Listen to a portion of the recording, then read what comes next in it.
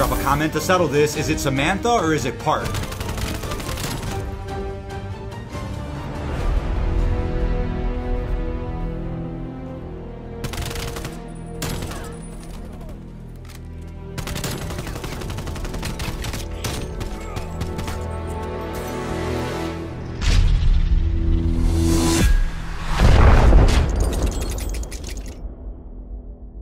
What's going on, everybody? This is dkdynamite, and tonight what I have for you guys is a real interesting video. So hopefully you guys know the new rapid fire game mode is live within multiplayer. It of course disables the ghost perk and has a constant radar sweep, available on a select few maps such as Apocalypse, Express, Crossroads Strike, Raid, and some other maps as well. You'll see more gameplay of this mode in the upcoming days with some other videos I have planned. But tonight we're going to be talking about how Treyarch broke the Samantha operator bundle, some future content that is coming to the game, and even some new information about the Zombies Nuke event in Warzone. Definitely stay tuned. We have quite a few plot twists that you definitely didn't expect when it comes to that news. But before I jump into that, be sure to hit that subscribe button down below, because about 75% of you that watch my videos aren't subscribed. So make sure you guys get notifications every time I update you on Black Ops Cold War. So starting off with the Samantha Maxis Operator Bundle, it of course cost 2,400 COD points, went live earlier today. I'm surprised they didn't give us a Krig blueprint or a Krig reactive camo, since that's the weapon she was holding in the Firebase Z cutscene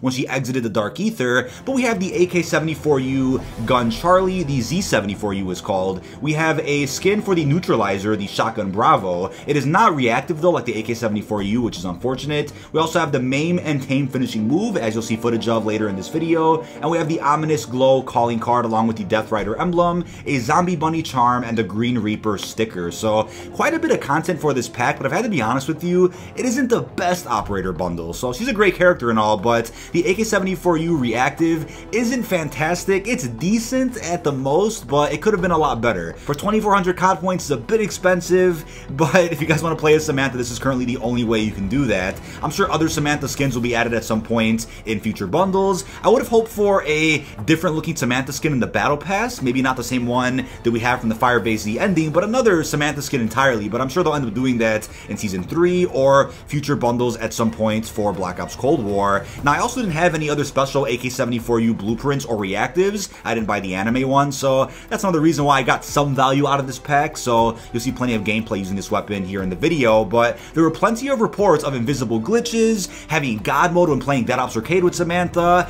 Adler replacing her in some public matches. There were some real weird issues playing as Samantha earlier, but Treyarch is on top of that, and they've acknowledged that the issue should be fixed at some point in a future hotfix, probably later tonight. But honestly, it's a first when it comes to having issues with microtransaction skins. Usually you see issues with some of the free skins in the game, whether it's through the Battle Pass or from doing character missions. If you guys remember with Stitch last season, trying to do the character challenges in Warzone just wouldn't work. It just wouldn't track your progress, and you couldn't unlock some of the Prisoner Stitch outfits. So I'm surprised that you spent money on Samantha and still are having weird issues like that. But hey, I guess it's pay to win. You pay 2,400 COD points, a third of the price of the actual game, and you get some unlimited God mode for Dead Ops, which I've been hearing is crashing people's games. So it's probably not the best idea to do that, but you also have some invisible glitches in Outbreak and even multiplayer. Things are crazy, so take advantage, have some fun while you guys can. I'm sure it'll be fixed at some point tonight during a 2 a.m. hotfix or something. But now we have some Samantha Inception. So we have the Firebase Z cutscenes while playing as Samantha, saving Samantha while also being Samantha. And my question for you guys is, do you think Ravenov will be a playable operator at some point in Season 2, or will they save him for a bundle in, let's say, Season 3? He mentioned that he knew about an operation taking part in the Euro Mountains, which of course is Outbreak, so it almost seemed like Firebase set up Ravenov's role in the Outbreak mode, but he doesn't make an appearance at all in that mode, nor does he talk to you. So I'm curious if maybe they just meant, yeah, he'll be a playable operator that you can use in Outbreak at some point in a future update. Maybe that'll be a surprise with Season 2 Reloaded, but without a doubt we're also going to see Weaver and Kravchenko also be playable in a future update. I'd say instead of blowing your load in one go, they'll probably save those two big characters for like Season 3 or 4, whenever that makes the most sense. But another thing I wanted to bring up is regarding Easter egg rewards. So imagine if at some point in the future future, alternate skins for, let's say, Weaver, Samantha, some other fan favorites, get added as rewards for completing the Easter eggs on D Machina, Firebase, or getting to a certain point in Outbreak. Maybe since it didn't happen right now, we'll get that in the future, because I understand, right? Completing the Firebase Z Easter egg should have unlocked the Samantha operator for free. That's a worthwhile reward, but Black Ops 4 had a similar issue where doing things like the gauntlets didn't unlock you anything but a sticker, even though there were some reactive camos and mastercrafts in Black Ops 4 that fit the themes of some of the zombies maps perfectly. So it seems like Treyarch, at least behind the scenes, had plans for cool rewards like that, but were forced to lock those rewards behind microtransactions, supply drops, and now in Black Ops Cold War we have the bundles. So I guess you could say Modern Warfare's microtransaction success forced Activision to inevitably play their hand in continuing that system in Black Ops Cold War, offering no alternatives to earning these bundles. I mean, Black Ops 3 at the very least, I know it had a gambling problem, but Black Ops 3 at the very least had an in-game currency, the Crytokeys, that you were able to use alongside COD points. You can use one or the other to open supply drops. So Black Ops Cold War had an in-game currency allowing you to buy bundles, which if they had that, it would probably take a while to earn that currency, I understand, but if they had that at the very least, it would make people feel a little bit better about bundles being so expensive in this game. So maybe during a future post-launch update, maybe with Season 4, Season 5, even Year 2 of this game, if it gets one, we could maybe see an in-game currency like Crytokeys added so that people can experience some of these bundles, because think about it, there are no other ways to earn COD points aside from buying them. You get, you know, a select amount from having a battle pass, but that's only enough to buy the next battle pass. That's it. There's no way to buy any of these bundles, so I get it. People are missing out on being able to play as some operators such as Samantha. Now, don't forget about the black market revamp in Black Ops 4, because towards the end of that game's life cycle, they dramatically changed the microtransaction model for that game. I understand by that point, you could say it was too little too late. People were already putting down the multiplayer, black out the zombies, but it was still better than nothing. Prior to the Days of Summer update in Black Ops 4, you were only able to earn DLC weapons through unlocking them for free with each new battle pass, but by the time Days of Summer rolled around, they started doing the same thing they had with Black Ops 3, which is locking weapons behind pure supply drops, and that was it. No other way to unlock them, just by gambling. But with the black market revamp, they allowed you to trade in cases that you earned for any DLC weapons of your choice, and it wouldn't take that long to grind the cases either if you played all the modes in the game. So maybe at some point in Black Ops Cold War's future, we could see a similar update where we could trade an in-game currency for some bundles of our choice. Now, we also have some surprise information regarding a Zombies Nuke event coming to Warzone. So we'll talk about what this means for the supposed Nuke event that's going to get rid of Verdansk. We'll talk about that in a second. But first off, the mode is apparently called Plague. The description for it is, zombies have overrun Verdansk and you must take it back. If you fail, the nuke detonates. If you succeed, you can exfil. There are also Plague zones. So I guess that explains why the Outbreak Zombies event in Warzone is ending on March 11th. They're going to pave way for this Plague event that should be also during Season 2. So I'm like, yeah, right? The Outbreak event was a bit of a taste as to what zombies could be like on Verdansk, playing a zombies mode on the Modern Warfare engine. It was a ton of fun. I completed the event already. I think it was something different, but it was frustrating how there were only zombies spawning in one location on the map. Therefore, it was a hotspot for everybody. You have to deal with zombies and a bunch of enemies camping in that area. It was a mess, but luckily we're going to get zombies all over the Verdansk map, but it mentions that if you fail in this mode, a nuke goes off. So is this the nuke event we've all been waiting for? Have they changed it yet again to where it used to be a live event and now it's going to be just a feature of this zombies experience? That could be what's going on. As I've said for many months now, the nuke event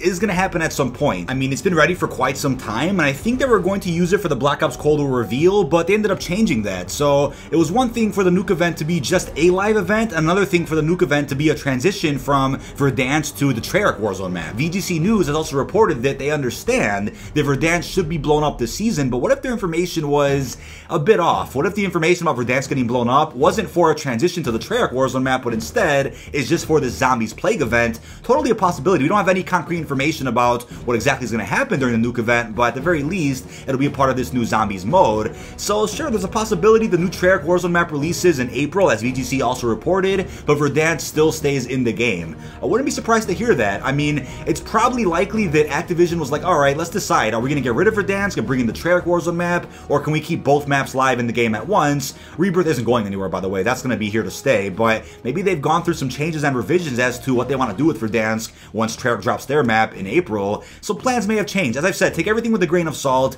This is the latest we know as of right now about the supposed Zombies Nuke event, but I love that zombies are involved. I'm excited that Season 2 has a lot more surprises in store for us, you know, when it comes to the crossover between Black Ops and Modern Warfare, but also when it comes to future content in in Black Ops Cold War specifically, we know that each season will likely have a reloaded update of some sort. Totally possible to see a new zombies map at the very end of Season 2, but if I had to take an honest guess based on evidence we have right now, I would say the start of Season 3 is likely when we'll see a new zombies map alongside the new Treyarch Warzone map. So that'll be a massive update for all players who are enjoying Black Ops Cold War and Warzone. That's my prediction, but you never know. They could drop Nocturne Total Survival for all we know from D Machina at some point in Season 2. I wouldn't be surprised to see that whatsoever, but you never know. I think the Season 2 Reloaded roadmap is going to have some surprises on it, similar to the Season 1 Reloaded roadmap, which of course features the content that was promised to drop in Season, on top of some other goodies such as new maps, remakes, other weapons, other operators, new bundles. Be on the lookout for things like that. But we know insider Tom Henderson has mentioned several times that there is content planned for Season 2 that purposely wasn't put on the roadmap for the season itself. Therefore, the content that hasn't been revealed yet could be on the Season 2 Reloaded roadmap, or it could just be dropped periodically over the next few updates. I'm assuming to keep this season fresh, they'll drop a couple of things every week at least. In Season 2, we'll still be seeing the Golova map for multi-team game modes. Now, we know multi-team hardpoint is dropping with Golova, but it's unclear if you could play Fireteam on this map as well. I'm assuming they'll just call big maps like this, quote-unquote, multi-team maps, to make it clear that you can play it on both Fireteam and multi-team hardpoint. We'll just have to wait and see. But Golova, I don't think is as big as Ruka or Alpine, but I think is still big enough at least to warrant the Fireteam Dirty Bomb game mode. And we're also still expecting other Fireteam game modes altogether, aside from Dirty Bomb. They mentioned that other modes for Fireteam were dropping at some point in the future. Outbreak technically counts as that, but you guys know what I mean when it comes to multiplayer. We're also going to be seeing the gunfight map Mansion, ripped straight out of the campaign. I'm excited for that one. And we have the game mode Stockpile. So Stockpile is a mode from Black Ops 4, and it was a remake of a mode from Black Ops 3 called Fracture. So I'm looking forward to that. Gun game is already live in Black Ops Cold War multiplayer right now. You'll be seeing gameplay of it in some of my future videos.